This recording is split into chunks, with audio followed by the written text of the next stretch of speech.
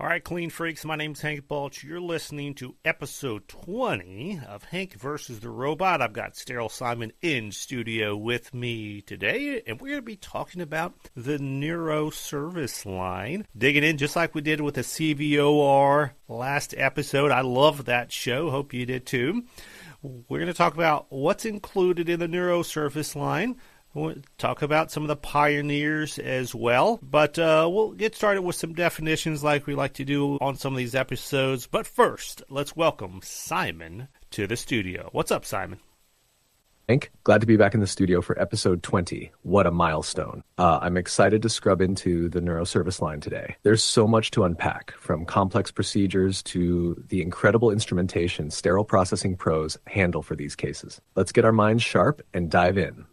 Right, yeah. Without further ado, right? Let's start by defining what do we mean, or what do folks typically mean when they say the Neuro service line in surgical services? What does that entail? Neuro service line in surgical services refers to procedures focused on the nervous system, including the brain, spinal cord, and peripheral nerves. It covers a wide range of surgeries, from craniotomies for brain tumors and aneurysms to spinal fusions, laminectomies, and even delicate peripheral nerve repairs. This service line also includes advanced interventions like deep brain stimulation, DBS for conditions like Parkinson's, and minimally invasive approaches like endoscopic skull-based surgeries. Essentially, if it involves the nervous system and requires surgical precision, it falls under the Neuro service line. It's one of the most intricate and high-stakes areas of surgery, where SPD plays a crucial role in supporting these life-changing procedures. All right, so neurospine is one of those categories we kind of see squished together. Clearly, the spine has a lot to do with the nervous system as well. Maybe let's wrap that into this discussion and hit all of that, because, yeah, depending on how you've got these things categorized in your facility, there may be more nuance there. Let's start with some of the most common procedures. Simon,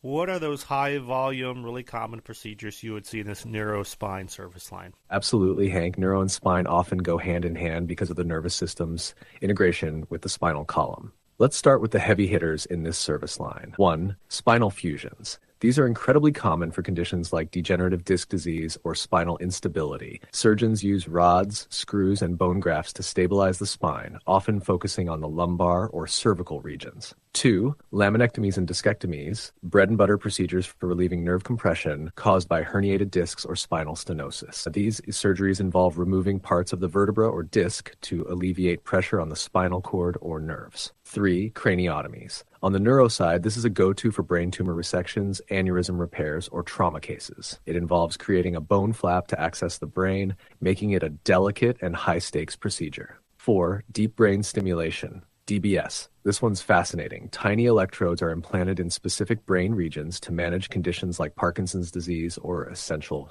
tremors. 5. Endoscopic spine procedures. These are minimally invasive approaches gaining traction for smaller herniations or spinal decompressions. Each of these procedures demands precision instruments like Kerrison rongeurs, neurospecific retractor systems, and microinstruments for delicate nerve or brain tissue handling. For SPD, that means an intense focus on inspection and maintenance to keep every tool performing flawlessly. All right, well, let's go to craniotomy first. I was actually like that deep brain stimulation, we're going to get there, because I was in a facility, I think it was my second department that I worked in that did those procedures, and you're right, super interesting, super complex, super delicate. But let's start on the craniotomy one first. Talk us through the steps of that procedure, just so we kind of understand what's involved. Absolutely. Craniotomies are incredible procedures and a real showcase of precision. Here's a step-by-step walkthrough of the typical process. The patient is positioned based on the surgical site.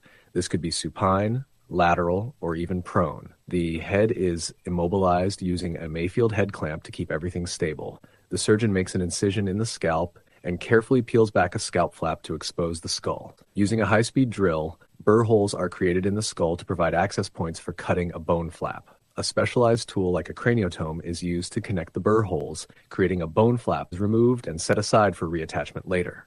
The dura mater, the thick membrane covering the brain, is carefully incised to expose the brain tissue beneath. At this point, the brain is accessible for whatever the procedure requires, whether it's tumor resection, aneurysm clipping, or trauma management. This is the main event where precision tools come into play. Microscissors, suction devices, bipolar cautery, and even microscopes for visualization. Once the surgical work is complete, the dura is sutured, the bone flap is reattached using plates and screws, and the scalp is closed. From an SPD perspective, this case involves heavy-duty drills and saws alongside delicate micro-instruments. Post-op, those tools require intense scrutiny for bioburden, particularly bone dust, to prevent contamination and ensure functionality for the next case. It's a high-stakes dance of precision, and SPD's role is vital to the success of every craniotomy. Simon, man, I love that description. Yeah, because even all the way through, like you're calling out the Mayfield retractor, right? You're calling out the drills that we're using, what's happening with those bone flaps as well. I mean, really, really important stuff there. And obviously SPD is involved at every step because an instrument is involved at every step. Let's do that same analysis on the deep brain stimulation. I know that this is out of the kinds of procedures we're talking about, it's more rare. Deep brain stimulation, DBS, is truly one of the most fascinating and delicate neuro procedures. Let's break it down step by step. DBS is often done with the patient awake for part of the procedure, so they're prepped carefully, including local anesthesia at the surgical site. Pre-op imaging, MRI or CT scans, helps map out the target area in the brain.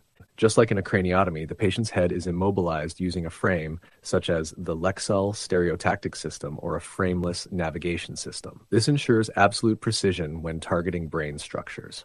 A single or bilateral burr hole is drilled through the skull, depending on whether one or both sides of the brain are being targeted. This is a key moment for SPD's role in ensuring clean and calibrated drills are ready. Using stereotactic guidance, the surgeon carefully inserts thin, insulated electrodes into the precise area of the brain responsible for the patient's symptoms, commonly the subthalamic nucleus or globus pallidus. Here's the wild part. The patient is awake, and the surgeon tests the placement by delivering electrical pulses to see how the patient responds. Adjustments may be made based on real-time feedback to ensure the electrodes are perfectly placed. Once the electrodes are in place, the leads are tunneled under the scalp and connected to an extension wire that runs down to a subcutaneous pocket near the chest or abdomen. In a separate step or at the end of the same procedure, the surgeon implants the pulse generator similar to a pacemaker in the chest or abdomen and connects it to the extension wire. All incisions are carefully closed and the patient moves on to recovery. From an SPD perspective, DBS involves handling a mix of complex instruments like stereotactic frames, microforceps, and tunneling tools. While the electrodes and generator are disposable, everything else has to be meticulously cleaned and inspected. The stakes couldn't be higher. Any issue with instrumentation could affect the precision needed for life-changing results. It's an SPD symphony of precision, patience, and perfection. Simon, that stereotactic frame, you're absolutely right. That's such a precision instrument, and it's one of those things, at least historically, when we were processing it, it did not have the best of IFUs. It did not have the best processing parameters and validations in place, so really, really difficult to make sure that is properly decontaminated, clean, sterilized, and ready for patients, keeping that precision in place, because again, the care and handling of that is really challenging. Let's move on to some of the top spine procedures that folks may encounter. Pick any one you'd like, Simon, and let's do a little deep dive on it. You're absolutely right about the challenges with processing something as precise as a stereotactic frame, Hank. Now let's pivot to one of the most common spine procedures, lumbar spinal fusion, a real workhorse in the neurospine service line. Here's the deep dive. This procedure is typically performed to treat instability in the lumbar spine caused by conditions like degenerative disc disease, spondylolisthesis, or traumatic injury. The goal is to stabilize the spine by fusing two or more vertebrae. Once the spine is exposed, the surgeon removes the intervertebral disc between the affected vertebrae. This space is then prepped for fusion by cleaning it and inserting bone graft material. A bone graft, autograft, allograft, or synthetic material is placed in the disc space to promote fusion. Alternatively, a metal or PEEK cage filled with graft material might be inserted for additional support. Screws and rods are used to stabilize the vertebrae while the bone graft heals and fuses the spine. This step requires precision instrumentation like pedicle screw systems, torque drivers, and rod benders. After verifying alignment and stability, the incisions are closed and the patient moves to recovery. From an SPD perspective, lumbar spinal fusions are instrument-heavy cases. You'll handle pedicle screwdrivers, specialized retractors, Kerrison rongeurs, and bone graft preparation tools. The implants are often supplied sterile by vendors, but every reusable instrument needs rigorous inspection, especially those used for bone work, as debris can easily hide in grooves or crevices. This procedure highlights the critical partnership between the OR and SPD. Every cleaned and calibrated instrument contributes to a successful surgery and ultimately a patient's restored mobility and quality of life. It's the front line of complex surgical care. All right, Simon, got a little pop quiz for you. Kerrison rongeur, how would you describe what that instrument is and what it does? The Kerrison rongeur is a powerhouse instrument in the neurospine service line. It's a handheld spring-loaded tool designed for cutting and removing small pieces of bone or soft tissue. Think of it as a precise surgical bone-biting tool. Typically, it's used during procedures like laminectomies or discectomies to remove parts of the lamina, the back part of a vertebra, or other bony obstructions, compressing nerves or the spinal cord. Its jaw-like tip allows for precise removal in tight spaces, making it essential for decompression surgeries. For SPD, the Kerrison is both vital and high maintenance. The jaws and internal mechanisms can trap bone dust and bioburden, so thorough cleaning and inspection are critical. Any leftover debris can compromise the instrument's function or, worse, patient safety. It's a prime example of how precision in processing translates directly to precision in the OR. Okay, decent job on that, Simon. Decent job. Let's move on. Give us another spine surgery that may be common out there that you can educate us on. Let's move on to another common spine surgery, laminectomy. This one's a workhorse procedure for decompressing the spinal cord or nerve roots. Here's the breakdown. Laminectomy is often performed to relieve pressure caused by spinal stenosis, herniated discs, or tumors. It's commonly done in the lumbar spine, but can also target the cervical or thoracic regions. The patient is placed prone on the surgical table, often with padding to protect pressure points and maintain spinal alignment. Incision and exposure. The surgeon makes a midline incision over the affected vertebra and uses retractors to expose the spine.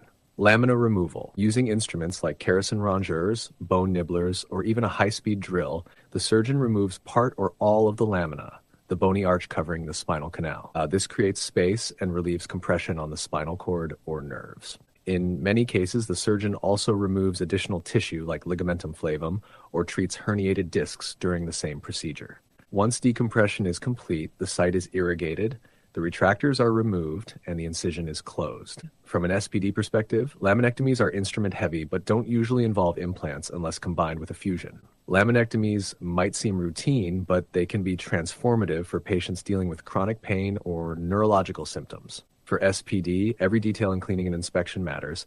It's the backbone, literally, of patient safety. Backbone. You had to go there with that pun. Couldn't help yourself. All right, Simon, let's go into the pioneer section here. There's a reason that there's a phrase, it's not brain surgery, right? Because this is a pretty complex thing that we're talking about when you're talking about neurosurgery and spine surgery. Who are those pioneers? Maybe break them down by procedure. So maybe like craniotomy, like who's the pioneer or the pioneers of the craniotomy procedure? Victor Horsley, 1857 to 1916. Often called the father of modern neurosurgery, Horsley was one of the first to perform brain surgeries with antiseptic techniques and precision. He developed many of the foundational tools and methods for accessing the brain safely, including early craniotomy techniques. Harvey Cushing, 1869 to 39. Known as the father of brain surgery, Cushing refined craniotomy procedures and introduced techniques to control intracranial pressure. His innovations in hemostasis and the use of electrocautery made brain surgery significantly safer. 3. Walter Dandy, 1886 to 1946, a trailblazer in intracranial surgery. Dandy developed approaches for treating brain tumors and aneurysms. He was also instrumental in advancing neuroimaging techniques, which helped surgeons better plan craniotomies. Russell A. Hibbs, 1869 to 1932. Hibbs is credited with performing the first spinal fusion in the early 20th century to treat scoliosis and tuberculosis of the spine. His work laid the foundation for modern spinal stabilization techniques. Ralph B. Cloward, 1908 to 2000, Dr. Cloward developed techniques for anterior cervical discectomy and fusion, ACDF, a transformative approach for treating cervical spine issues. Paul Harrington, 1911 to 1980. Harrington invented the Harrington rod system for scoliosis correction, revolutionizing spine surgery by introducing metal instrumentation to stabilize and straighten the spine.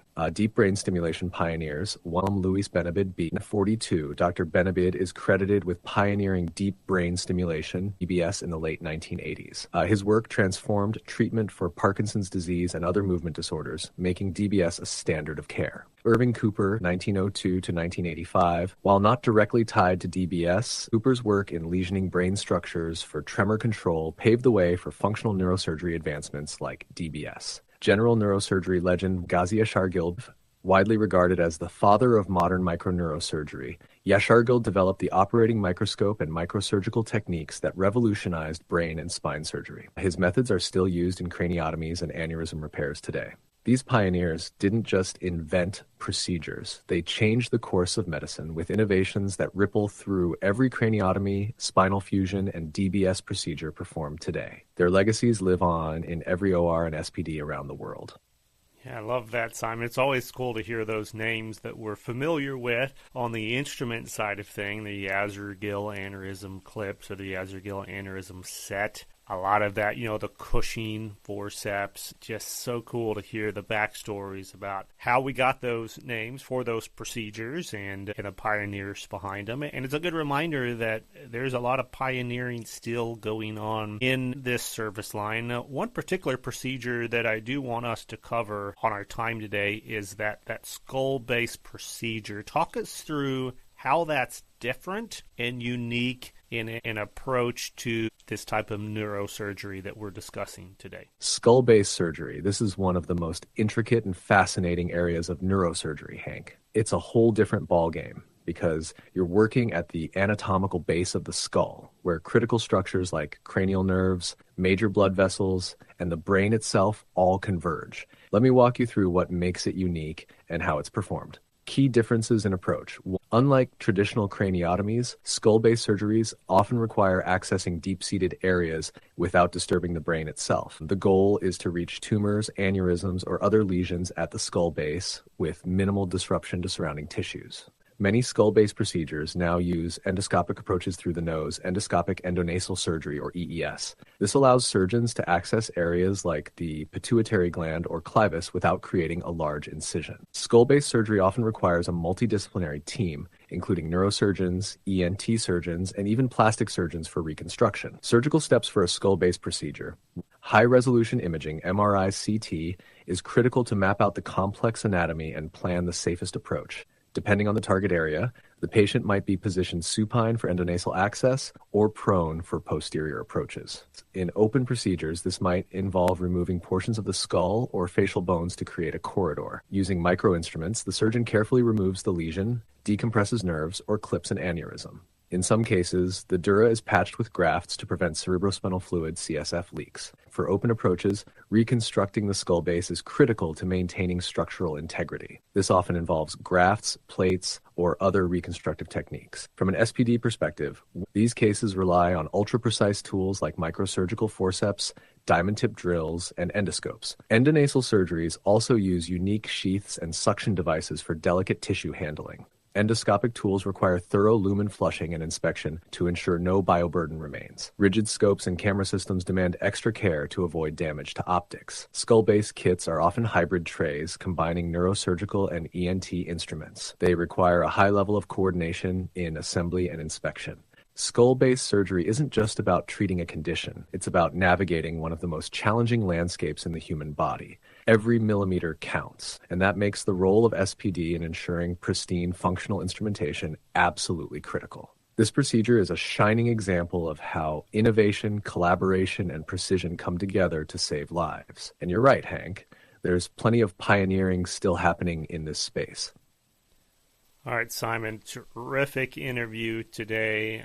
I know all of these service lines, we could do probably 10 episodes apiece, if not more, diving into the intricacies here. And one day we may end up doing that. Right now, I'm liking the overviews, introducing some of these big procedures, the pioneers, and specifically applying it conceptually to the impact for sterile processing. Another great interview today, Simon. Thank you. So much, Hank. It's always a blast diving into these service lines and unpacking the incredible intersections between surgery and sterile processing. These overviews really hit the sweet spot for introducing the big ideas while keeping SPD's role front and center. Whenever you're ready for a deep dive or a new service line, you know I'm here, ready to jump in. Until then, keep raising the bar for clean freaks everywhere. Well, that was Sterile Simon. You're listening to Hank versus the Robot, episode 20. By now, you hopefully have heard that we are CE approved for these episodes. We'll figure out exactly how we're going to manage which episodes, if we're going to get them all CE approved, if we're just going to get some CE approved. Either way, yeehaw, buckle up, saddle up, here we go, because this is getting crazy in here with the AI-based education here with Simon the Robot. But I'm telling you, and I don't even have to tell you, you're already seeing the value of these conversations is so